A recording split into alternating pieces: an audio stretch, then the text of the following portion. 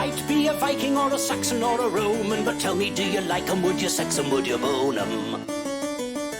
Would you go to bed with King Ethelred? Would you bonk William the Conqueror, romp in the sheets with Samuel Pepys? Mussolini was a meanie, led a fascist insurrection, but does he make you creamy? Does he give you an erection? Would you pork Richard the Duke of York? Does a boner start when you think of Bonaparte? Are you sexually aroused at the thought of Pol Pot? Historical hot or not? Hello and welcome to Historical Hot or Not, the history podcast that rings the division bell of history and calls the parliamentary vote of sexual assessment. My name is Ed McCaffrey, I am not a historian, and this is... Catherine Mather, and I am also not a historian, but we are comedians who are horny for history. And today we're joined by Stephen Allen. Are you horny for history?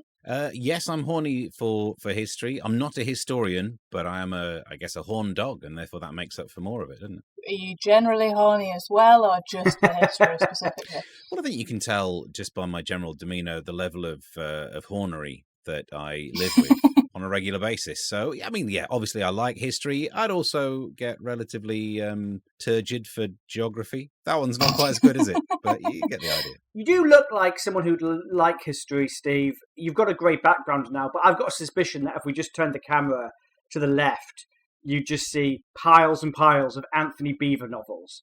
And I don't mean that as an offence, because I've got a lot of Anthony Beevor novels in my own house. I'm all about the beaver. Yeah, I think we've already established that. This is a shed. This is the thing. This is the hiding, the lie that this backdrop is my soundproof shed, which has got faster internet connection to my shed than I have in the house, because I do a radio show from in here and voiceovers and some web streamy things, which is why this setup is better than where I live. Have you considered moving in? Oh yeah, of course I have. Most days. I love the idea. I actually got This gives away too much information. I got a carpenter to come around and put a different kind of lock on the gate so I don't have to go through the house to get in and out of the shed out into the world. And there was a moment where I did think, like, I'm this close away from just living in the shed. I've got keys to it. I was tempted to have a different letterbox out there and just put A next to it so it's the same. But I'd have to pay council tax. Somehow they'd sting me for it, so I didn't do it. Yeah. Have you got a kettle in there? No, I've got an espresso machine. Does that count? That's so much more fancier. Well, I don't drink tea, so I just got my pods over here. Air conditioning unit over there. Wi-Fi router up there. A fan. That's all you need, isn't it? Steve N. Allen, you're a stand-up comedian. You alluded to being a radio presenter.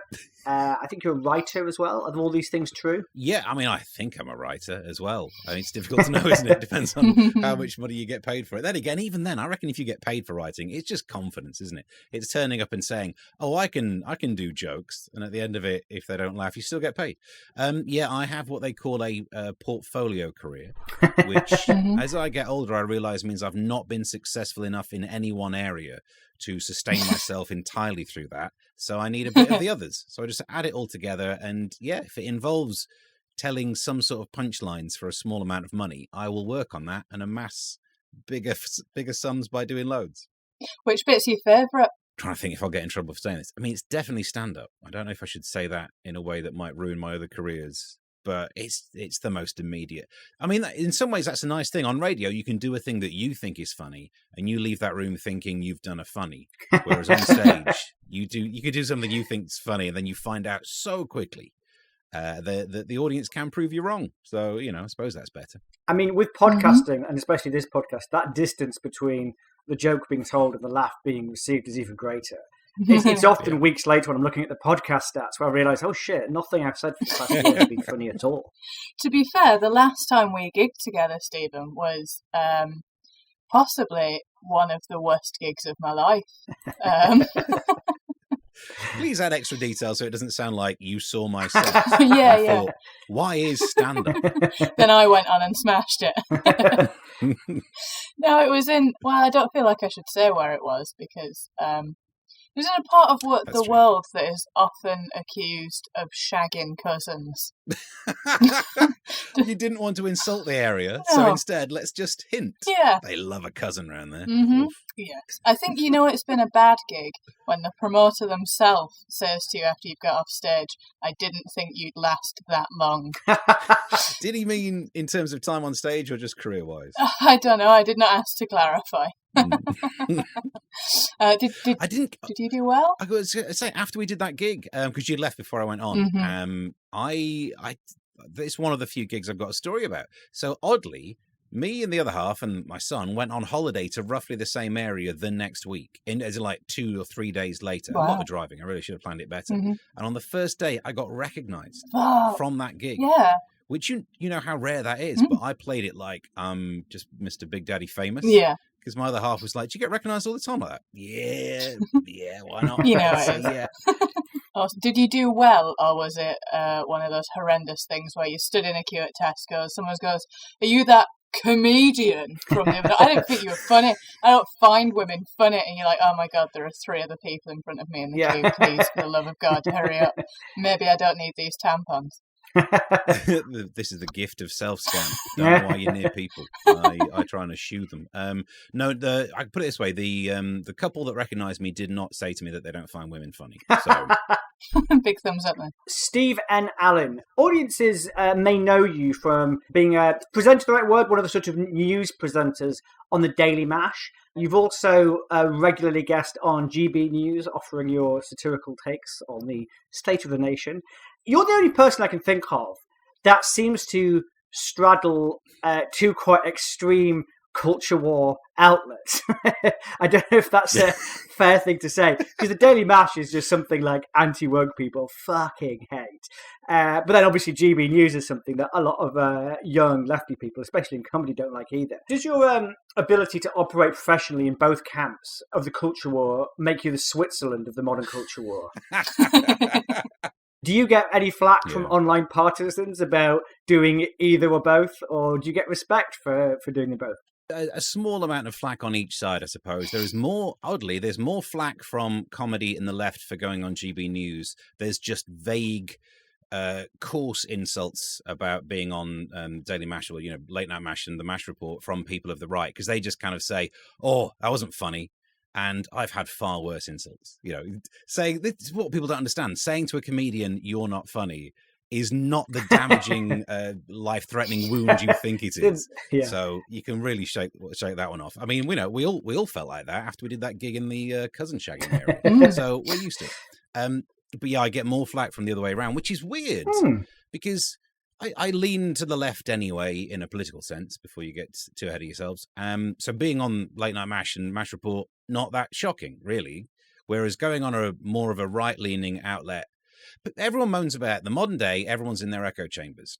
And so and that's normally when they leave it, don't they? Everyone's in their echo chambers these days, and then they stop at that point and just go back to their own echo chamber. So actually driving in, parking up and walking into someone else's echo chamber, I thought there'd be more kind of like, you go, Steve, you go and fight for the left, you throw some ideas in. And I've not been met with that attitude, put it that way. Do you reckon it could be because, and I'm just speculating here because I haven't looked at GB News's stats in a while. Do you reckon it's because maybe the Daily Mash gets more viewers, perhaps? That the disparity between the criticism you get for both? Or is it, say, that certain right-wing types will be so livid and furious at the sight of seeing Nish Kumar on their television that they're driven into a comment box fury before they even get to the sight of you on the news desk, which, to be fair, might calm them down. The sight of someone who looks like that might be like, "Oh, okay, I can chill out. It's not just a brown man telling me what I think should fit." And in some episodes, I think the news desk was the balance that Ofcom required. So whilst the show, because during some of the series, like Brexit was in the news, you're gonna talk about that. Theresa May was in the news. It needs talking about. Donald Trump, obviously. So all of these things that seem like they're in a certain direction that people watching the BBC complain about, you need to give them balance to try and rein in the complaints. It won't rein in the complaints. You try and present both options. People just complain about the one they don't like. So quite often we were the Jeremy Corbyn-Starmer kind of joke-making platform on the show. So there might be a bit of that, I suppose. Whatever was happening on the main part of the show, we give a bit of counterbalance to.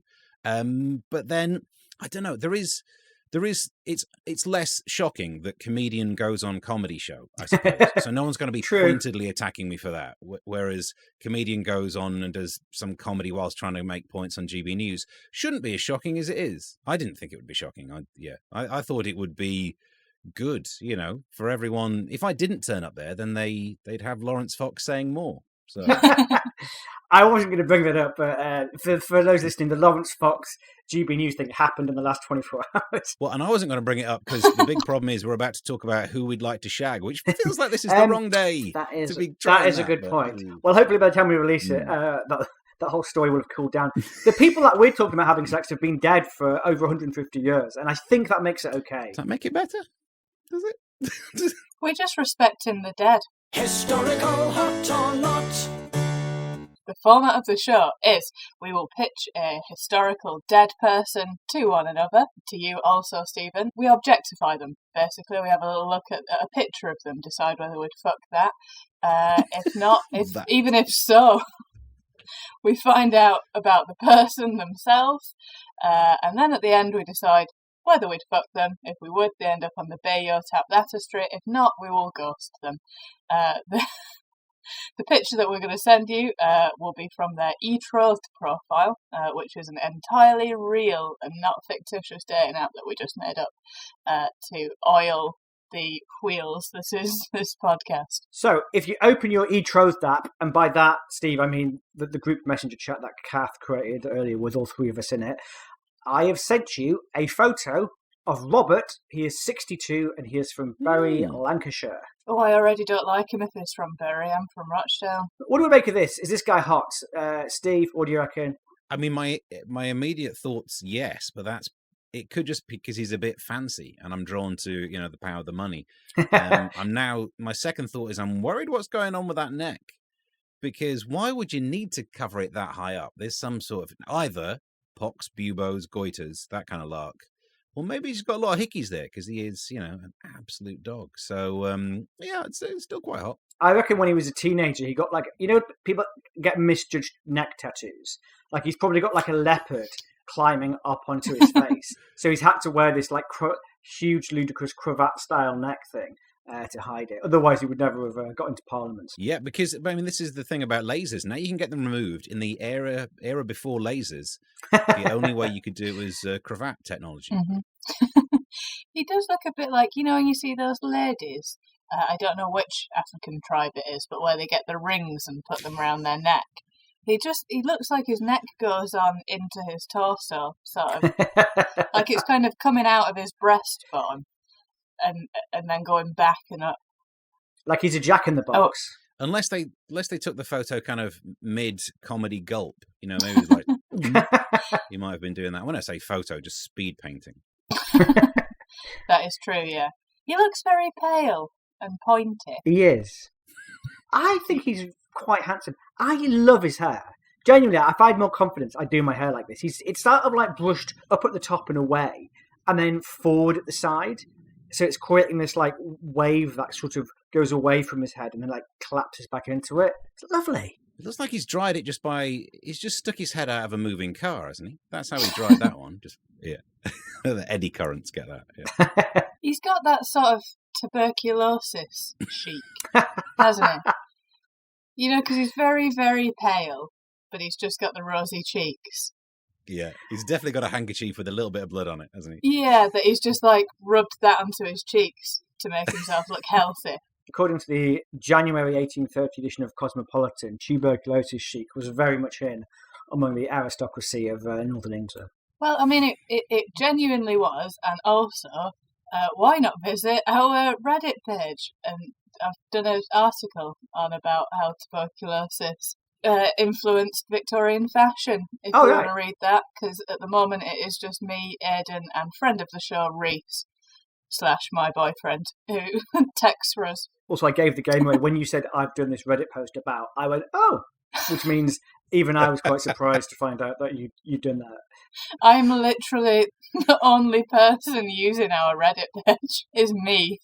Could just before we move on from why I think he's sexy, I've just realised. Please. He is a man of style, of class, of some sort of social standing, because he is standing in front of a grey backdrop. And that's what makes you really show off your sexiness. Maybe he's in a shed as well. Yeah.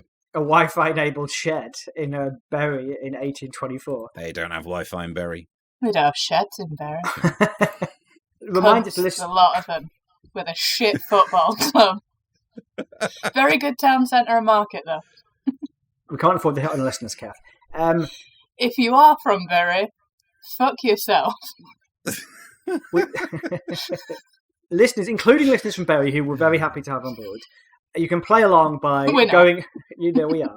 You can play along by opening the podcast notes, and there's a link to the photograph of the picture we're talking about. Robert Peel was born at Chamber Hall, Bury, to the rich textile industrialist and parliamentarian Sir Robert Peel, 1st Baronet, and his wife Ellen Yates, who was a woman, which back then was enough. At Harrow School, he was a contemporary of Lord Byron, who claimed Peel never got into scrapes. This is an example of a Hot Not Pod crossover, as we've already done an episode on Lord Byron. All of these characters effectively occupy a Hot Not Pod shared universe, which, because they're historical, is actually just our universe. It's the actual universe, shared universe. In 1808, Peel became the first Oxford student to take a double first in classics and mathematics. Steve N. Allen, did you go to university? Were you a scrape collector or were you scrape averse? What, as in like he got into some scrapes? At Harrow School, he was a contemporary of Lord Byron. Yeah, he claimed Peel got into no scrapes, which is less scrapes than Theresa May, who at least got into one Wheatfield-related scrape. That's true. Theresa May did an interview a couple of weeks ago now, where the story that she told was how when she joined the Young Conservatives, she was invited to a Vickers and Tarts party and wasn't allowed to go. And at that point in the interview, I did think, your best anecdote is not going to a party. Wow. Having a good party. I think I got into some interesting things at university. That was the age when it would have been back home in a holiday, but I started a fight with myself in a mirror in a nightclub because I got so drunk. So that's one of my favourite stories, because my mates told me the story afterwards, and apparently I actually said, when they were saying, "What are you getting angry? What's wrong?" And I said, "That ugly bastard over there keeps staring at me." Peel entered politics in 1809 at the age of 21 as MP for the Irish Rotten Borough of Cashel, Tipperary. For listeners who don't know, a Rotten Borough was a constituency with hardly anyone living there. So by gaining one, you could have undue influence within Parliament. And this is true, there was one in Wiltshire that until 1832 was just an uninhabited hill, which nevertheless had 2 MPs representing it. Can you imagine being an MP at 21? Yeah, if there's no one living there, yeah, I could. Open up your surgery, just you in a room on your own on every Friday. So I used to, if we're allowed brief asides, now you've mentioned Wiltshire, I used to live there because I was on the breakfast show on GWR in my youth when I was a cheesy radio presenter. Great Western Railway? No, well, sadly not. Probably would have got more listeners. But I learned about the town of Imber, which is still a thing in Wiltshire. And that's a town with population 0. Because World War II, they turfed everyone out. The Ministry of Defence took it because they needed target practice. So they commandeered this small town and said, we'll give it you back after the war. And they never did. So now there's a village there where the buildings have all been shot to shit because this has been a lot of target practice. And weapons have got better as well. And the buildings have not improved.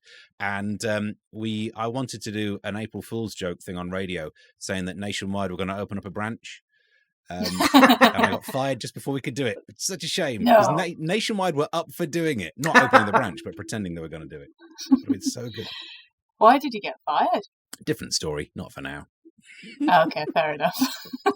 Was it because of the incident? Because of a different incident, but it was, there were incidents. It'd be funny if the Reddit feed becomes not people talking about who they find fancy in history, but people debating what the incident was that got Steve and Alan fired. Rotten boroughs were rife in the 19th century. There were also at least 3 rotten boroughs located in George III's powdered wig.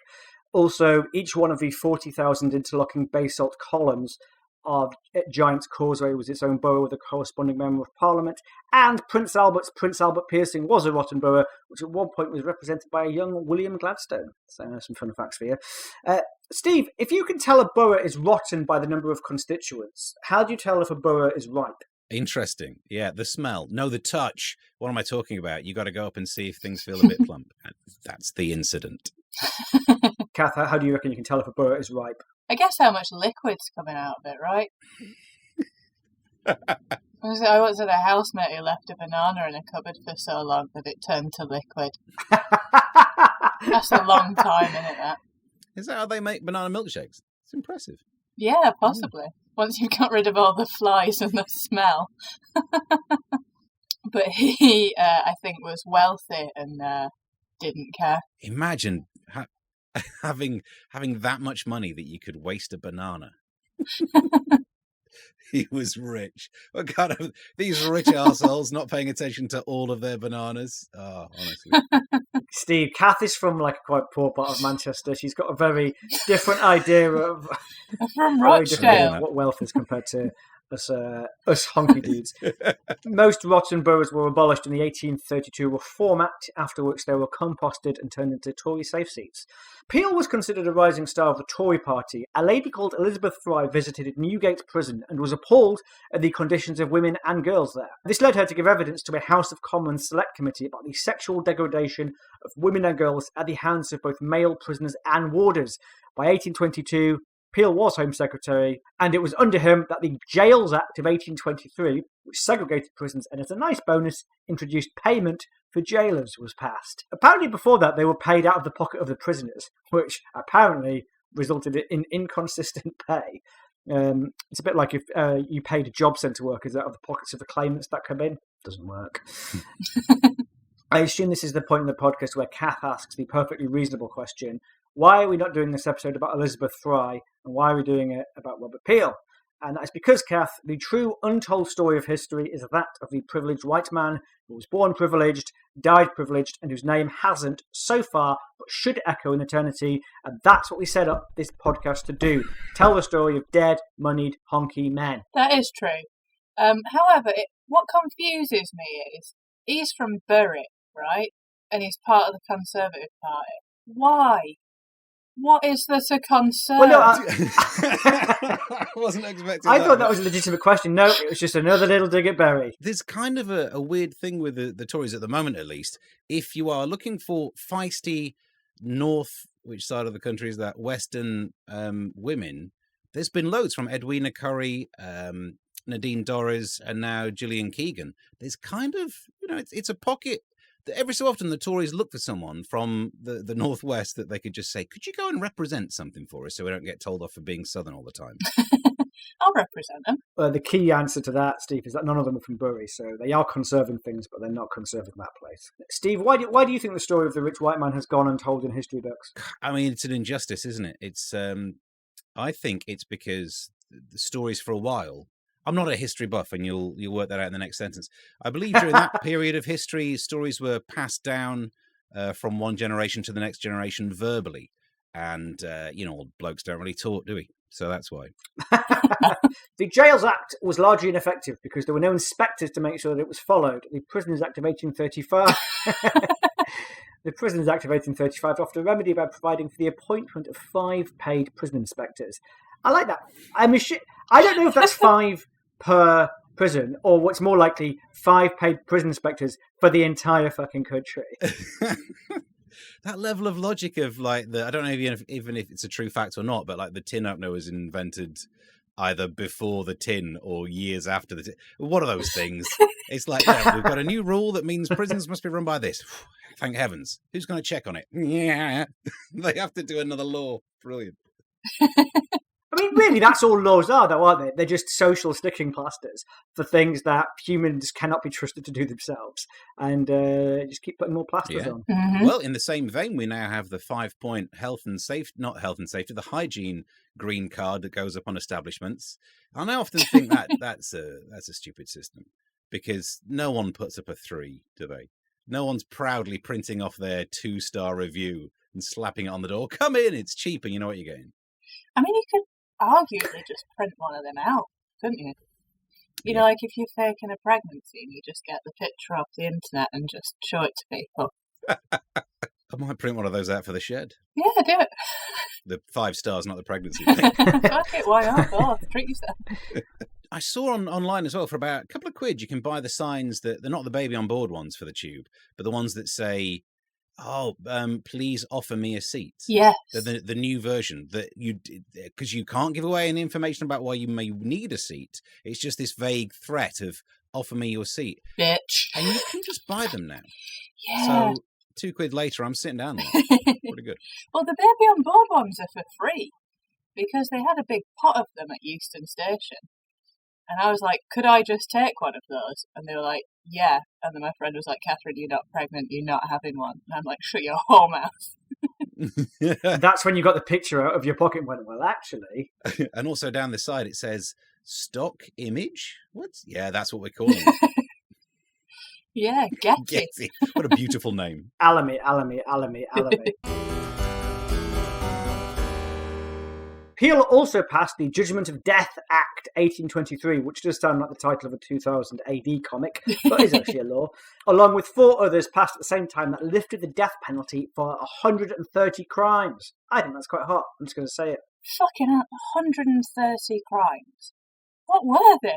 Because, I mean, you can get, like, okay, maybe I can understand why at one point rape and murder had the death penalty. But 130, that suggests, like, stealing a penny sweet from a shop was resulting in a local town beheading or something. I don't think I could name 130 crimes. Shall we start now?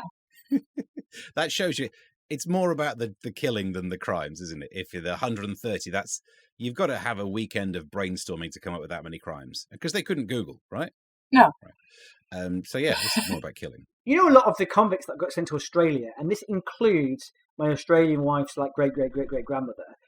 I just assumed for years they must have been very hardened criminals. They weren't. They were like bread thieves. I read a wonderful book called The Floating Brothel, which, yeah, I did buy it because it was 50p in a charity shop and called The Floating Brothel. But it was about sending people to Australia like that. And basically most of the women that got sent there, it was, well, they sent a load of blokes out there who were criminals. And then they were like, okay, the men are horny. What? And they're hungry. And we can't send food because it's a long way. But we do have a lot of women. So they basically just sent women as... I mean, like, yeah, they've done very minor crimes, but it's like, do you want to die in this prison cell here, just shitting yourself to death in public? Or do you want to get on a boat and maybe survive? And they were like, well, I guess the boat then. Did they do that before or after they sent loads of rabbits? Because I'm slightly worried that their first attempt, how do we calm down these blokes? A lot of rabbits. Oh shit, we fucked the ecosystem. Right, now just send over some sweary ladies. Send over, what's the natural predator? Ladies. Peel had been one of the most outspoken opponents of Catholic emancipation, earning the nickname Orange Peel. Hey. Fun, right? That's not my joke. That's a joke made by 19th century parliamentarians. I love it. In 1828, the threat of civil disorder and Irish rebellion reared its head if recently elected Catholic Irish leader Daniel O'Connell was barred from Parliament. Prime Minister Wellington and Home Secretary Peel now conceded the necessity of Catholic emancipation. Peel writing to Wellington that though emancipation was a great danger, civil strife was a greater danger. Steve, have you ever participated in sectarian violence? Not for a while now, not since the incident, which is difficult to do in Wiltshire because there's not really two sides. You know, there's the Trowbridge versus Devisers gangs, and you don't like to see them meet. No, I tend to not do. Again, not since. I'm trying to think the worst. I managed to clean up after some sectarian violence at a gig in a cousin-loving area after someone went on and absolutely ripped the room apart in the wrong way. Oh dear. Tell me more. Imagine a set that goes so badly it turns one part of a town against the next. Oh my god. I can only dream of that. Kath, I was going to ask you the same question, but you're kind of engaging in some form of sectarian violence now by trying to turn Rochdale against the people of Bury. Oh, they were already against each other, and that is because the people of Bury are pieces of shit. Every single one of them. So they're pieces of shit, which kind of implies if you add them together, you might form a whole shit, as opposed to the people are pieces of shits, individual pieces that are just individuals. That's damning. You are 1/8 a piece. You're 1/8 of a shit, and that's all you are. I do remember once going to a Rochdale versus Bury football game, and we were on the terraces, and the Bury side decided that they were going to come and beat us all up, right? So they all rushed to try and get into our stand to beat us up. And they're actually very good stewards there, because they managed to hold most people back, but one man got through and continued just running down the stairs. Oh, I'm going to get you. And then he realised how alone he was and just slowed down and then walked away. And that's the kind of cowardice that you see from people in Bury. Again, we need you, Bury listeners. Please continue to subscribe to our podcast. I'm a child of sectarianism. The leafy suburbs of Harrogate, where I'm from, there's a sort of sectarian battle between people who own double driveways and people who own conservatory extensions. I'm in the double driveway camp. We sometimes go on orange drives through the conservatory areas, where we drive burnt orange Nissan Qashqais side by side through the streets to rile them up. And then we paint murals on the conservatories, which blocks the sunlight, and it really pisses them off. There is quite a difference between a burnt Nissan and a burnt orange Nissan. That's quite a good correction. Well, the smell. the conservatory people will set alight the Nissans, and then in an act of defiance, we get in the burning Nissans and then drive it through their areas so we can paint the murals on the conservatories. Just to ruin their whatever rating you get for air quality, the kind of ULEZ-based Exactly. particulate matter rating. Yeah, I just like them apples. Yeah. Peel drew up the Catholic Relief Bill, with many ultra-Tories vehemently opposed to emancipation. The bill could only pass with Whig support. I think ultra-Tories is what the Tories are now rebranding themselves under the successive leaderships of Liz Truss and Rishi Sunak. Prime Minister Wellington threatened to resign if Georgie IV did not give royal assent. The King relented, and the Roman Catholic Relief Act of 1829 passed into law. Peel's U-turn cost him the trust of many Tories. According to the amusingly named historian Norman Gash, Peel had been the idolised champion of the Protestant party. That party now regarded him as an outcast. Who cares? The historian's called Norman Gash. That's the big takeaway I want everyone to take away from that little bit there. Norman Gash. I'm currently reading a book about Napoleon by Nigel Axwound, and that's got a forward by Gerald Minge. It's a good book. This is really cool, I think. So bear in mind, they've passed Catholic emancipation. Peel felt compelled to stand for re-election to his seat in Oxford, as he was representing the graduates of Oxford University, many of whom are Anglican clergymen, and he had previously stood on a platform in opposition to Catholic emancipation. So by doing the opposite of what his mandate was, he felt he had to re-put himself up. Who the fuck does that now? I'll tell you, no one does that now. I like how Liz Truss kept using that phrase about "I've got the mandate to ... It's like you don't know what that means. Yeah, you think it's that perfume from the 80s. It's not. But I bet she smells a bit. Yeah. Mandate for the Tory woman who wants to reek of power and kill the Queen. I mean, to be fair, this is the other theory about Liz Truss, though, that originally she was an anti-monarchist Lib Dem, and so far she's got rid of the Queen and ruined the Tories. So, sleeper agent, but a great She's one. been activated by her handler. Someone called up and said something about cheese markets. She's off. Yeah, exactly. Peel lost this seat after this by-election, but he found another, Tamworth, in the general election of 1830, the seat he represented until his death. In 1829, Peel established the Metropolitan Police Force for London, based at Scotland Yard. The 1,000 constables employed were affectionately nicknamed Bobbies, or somewhat less affectionately, Peelers. In 1834, Peel became Prime Minister for the first time for a brief 100 days. Steve, what's the shortest job you've ever had?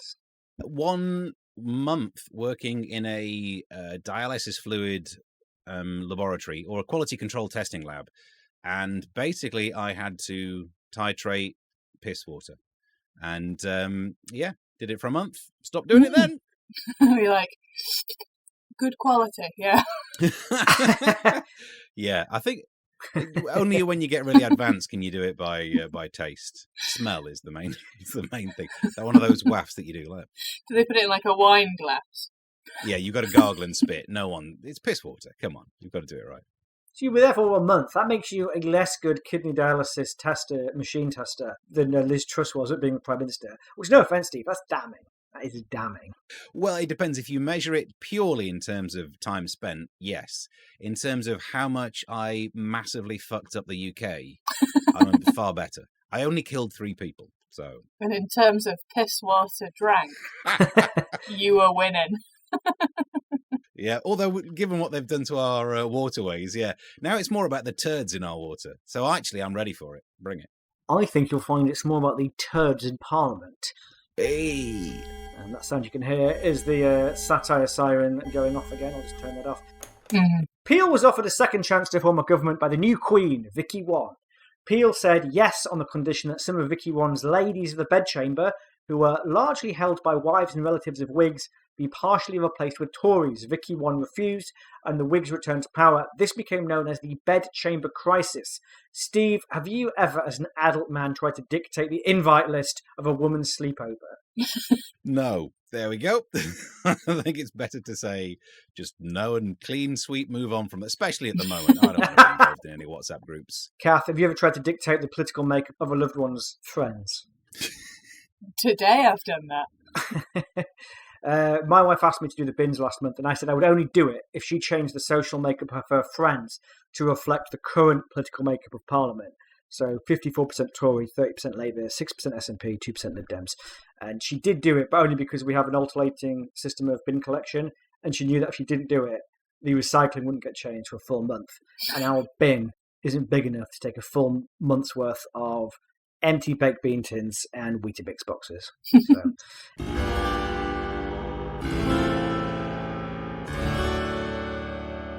In 1841, a general election was called by the incumbent Whig government and resulted in a major Tory party victory under Peel's leadership. One of the acts that they passed under this ministry was the Factory Act of 1844, which restricted the number of hours that children and women could work in a factory and set rudimentary standards for safety standards for machinery.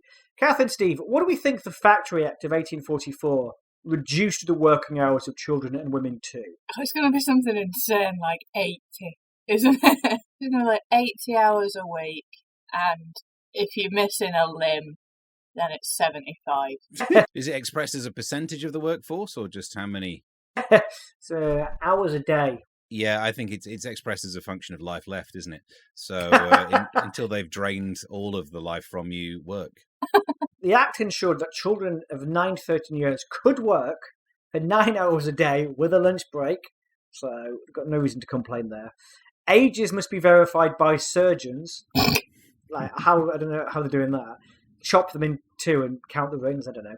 Women and the young could work for no more than 12 hours a day during the week, including 1.5 hours for meals and 9 hours on Sunday.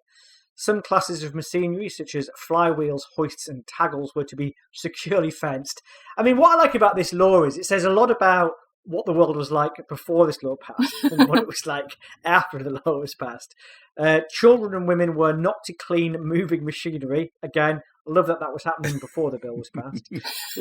Little Timmy, you've got small hands. Can you give this mechanical wheel a polish? Are we going to turn it off beforehand? If you ever ask such an impertinent question again, you're not going to get your bowl of gruel. Am I the only one thinking an hour and a half for lunch, though?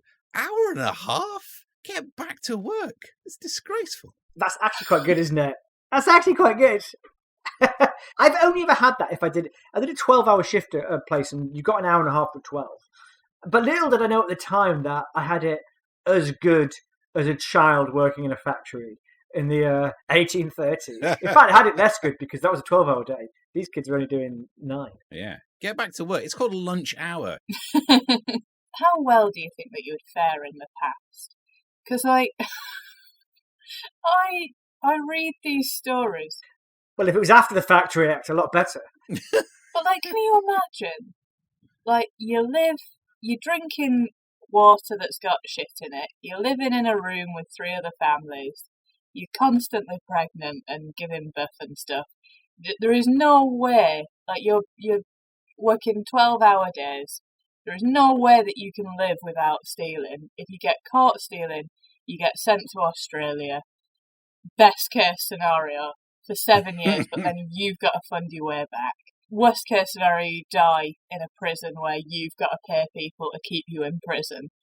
Like, do you think you'd know it was shit? Because part of me just thinks I'd lie down and die. Kath, 90-minute lunch break. 90-minute lunch break. What the fuck are you complaining about? Yeah, but I think that's the problem, that we don't know now how shit our life is, and in the future, some virtual podcast AI thing will be looking back and mocking they worked from home after a pandemic, which they just died from because they weren't that clever about stuff. So I think it will always be possible to look back and think how terrible things were. I think I've already reached the age that I would have died at in the past. Me So too. now this is just, it's all gravy. Why not? Well, there's certain points in the past where being 15 years old was probably middle-aged. So Yeah. we're doing Which is all why Romeo and Juliet wasn't problematic. right. Still was a bit though. Yeah, it absolutely was, yeah. Do you want to know some of the fun things that were in the Factory Act of 1844? Oh my god, yeah. Accidental death must be reported to a surgeon and investigated. Paperwork. Oh, The result of the investigation is to be reported to a factory inspector. So what, you'd just be like, where's mum? Well, I think what's happening is, like, you're getting called into a meeting and the boss is like, so last night the cleaning staff discovered another dead street urchin. Guys, it's one form. One form. For God's sake. Here's another good one. Factory owners must wash factories with lime every 14 months. How fucking gross was it? Because you got people dying in there, man. You got like bits of their hands, kids' fingers just in wheels and shit. but every 14 months you have to go around and do that deep clean, and the number of street urchins you'll find, which just means the next fortnight, just paper. brushed under spinning jennies. Like, Yeah. Oh, Mum! There she is. God, it stinks in here. When's the lime guy coming around? And it's October. It's like, fuck. Still 4 months to go. Jesus, it stinks of shit. It smells of rigor mortis in here. As a former chemist, I feel the need to point out they're not talking about that lime. I come round and could you just citrus this place up a bit? No, obviously, it's Lyme disease that we're talking about here. That's the one, yeah. Just to repeat, Aidan McCaffrey, not a historian, just putting it out there, or indeed a chemist. Kath, how sexy do you find tariff abolition? Very. How many tariffs has your boyfriend Reese abolished? I mean, he can abolish my tariff anytime. But none that I know of. Steve, do you have a partner? Have they ever had an impact on the macroeconomics of the cereal grain trade? I do eat a lot of Rice Krispies. So yeah, they're keeping those imports high. Well, if tariff abolition gets you off, then get ready for some immense moistening, because we're about to discuss the repeal of the Corn Laws. The most notable act of Peel's second ministry was the one that would bring it down. Triggered by the Great Irish Famine, Peel moved against the landholders and his own party by repealing the Corn Laws, which supported agricultural revenues by restricting grain imports. Ireland continued to export substantial quantities of food to Great Britain despite its domestic privations. The problem in Ireland was not lack of food, but the price of it, which was beyond the reach of the poor. On the plus side, a 2021 study in the Economic Journal found that the repeal of the Corn Law is 10% of income earners in Britain, whereas the bottom 90% of income earners gained. His own party failed to pass the bill, but it passed with Whig and Radical support. Steve, how aroused are you on a scale of 1 to 5 cereal grains?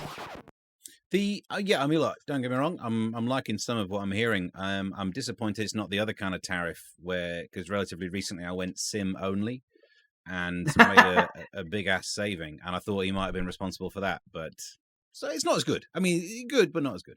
Well, everything everywhere didn't exist back then, sadly. But I'm sure if it did, Robert Peel would have been all over it. Repealing the Corn Laws earned Robert the nickname Corn Repeal. It didn't. I just made that up.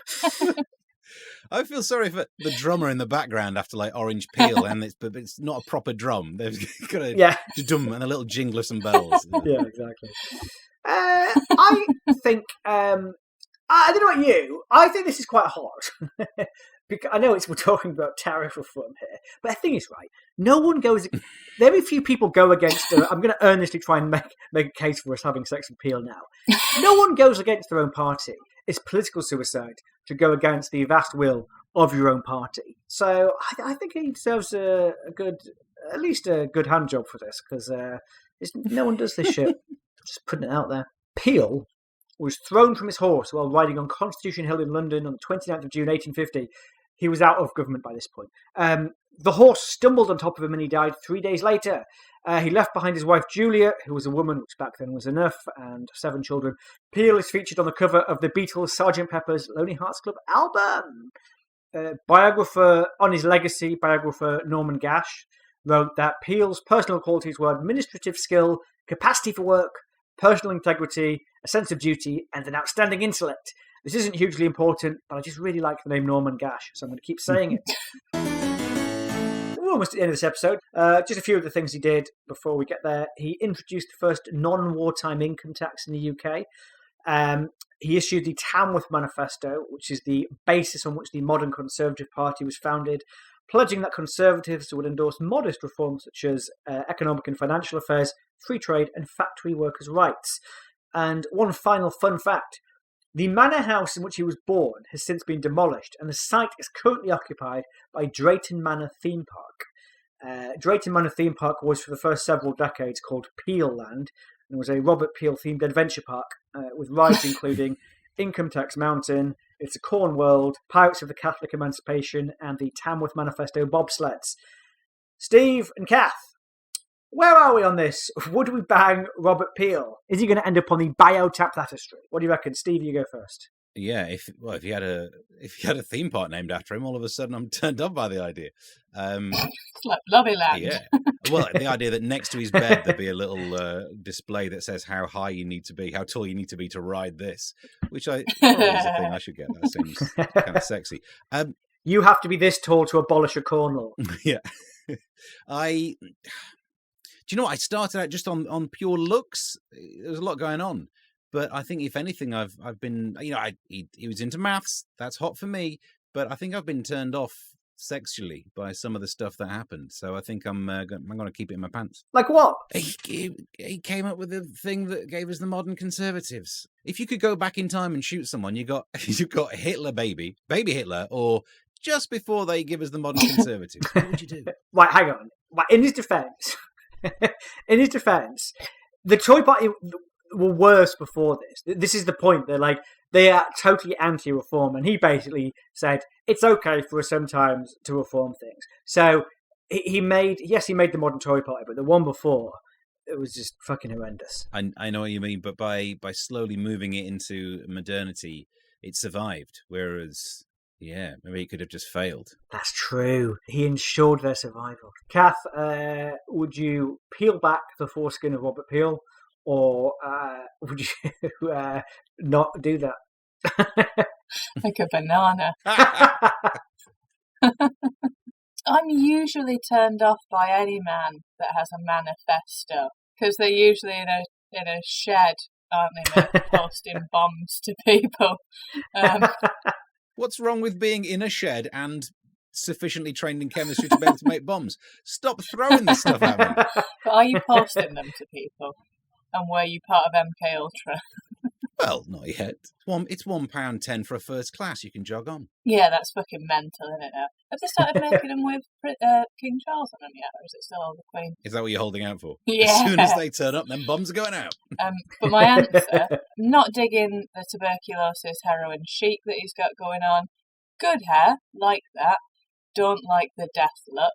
From Bury, don't like that at all. But then went to Oxford, which is arguably worse. Not enjoying any of that either. I bet he mentioned it all the fucking time. He's a raving Tory, dislike that. Even if he did do good things, it wasn't good though, was it? Like, you were still making kids work very long days, so fuck you. I'm glad he got trampled by that horse and it took him 3 days to die of his wounds. Wow, you are in a quite amazing mood. You've still not said whether you would sleep with him or not. I'm sorry, I need to... Yes, I would. No. No, I don't think I would. Also, he invented the fucking police. They've not been doing well, have they, recently? So yeah, no, fuck him. Don't fuck him. Well, okay, I think I would, I think he's good looking, and I do believe that a tiny bit of progress is still progress, even if things are still quite terrible. But I don't think he can go on usually if one of us will bang him, we'll put him on the biotap registry, but it feels wrong for me to override you two's opinion after trying and failing to convince you. It would feel wrong to go, well, fuck you anyway, I'm putting them on. So Robert Peel, alas, the second Prime Minister that we've done on this podcast, the other being Margaret Thatcher, not on the Biotech That History, so there is still place for a UK Prime Minister on here. Maybe one day one will get on. Who knows? Steve, thanks for coming on our podcast. You were very funny. Where can people find you? In a shed. Yeah. If you know where I live. If you do, please don't turn up into my shed. That'd be terrifying. And there are knives in here, of course there are. Well, there's spoons, but I could do a good job. Social media would be the thing, because we're doing some clips. We're doing some extra MASH content, actually. So that's an internet thing. I don't know if you heard about the internet. It's going to be quite popular, I believe. Mm-hmm. So track me down on social media. I do a radio show, do a podcast from that radio show, just rebranded as Stephen Allen Almost Daily. And I'm in it, so I like it. So there. I also have quite an active eBay page because my career's going so well. Could we, if you want to buy any of this shit, then just please, some of that. Nice. Well, thanks for listening, everybody. Please share our content on social media. Share our little videos we release of the episodes to your Instagram stories. Spread the word. Spread your legs. Retweet us. And remember... It's not what's on the outside. It's what's on the inside of the coffin that counts. Thank you. Goodbye. Bye. Bye. You have been listening to Historical Hot or Not, written and created by Aidan McCaffrey and Catherine Mather. The podcast art was by our good friend Richard Todd, and our theme music by excellent musician and also good friend David Eagle. We also have music by Ergo Fismers, latter licensed from the Free Music Archive. If you've enjoyed us and you would like to donate to the cause, we would love you to do that also. You can find us at ko-fi.com/hotnotpod, and you can download bonus episodes of Historical Hot or Not from Acast Plus. The link is available on our Linktree, linktree.com/hotnotpod. Bye! And this episode also featured the track Itchy La Femme XXX Mix by Louis Vertigo, which was licensed from the Free Music Archive.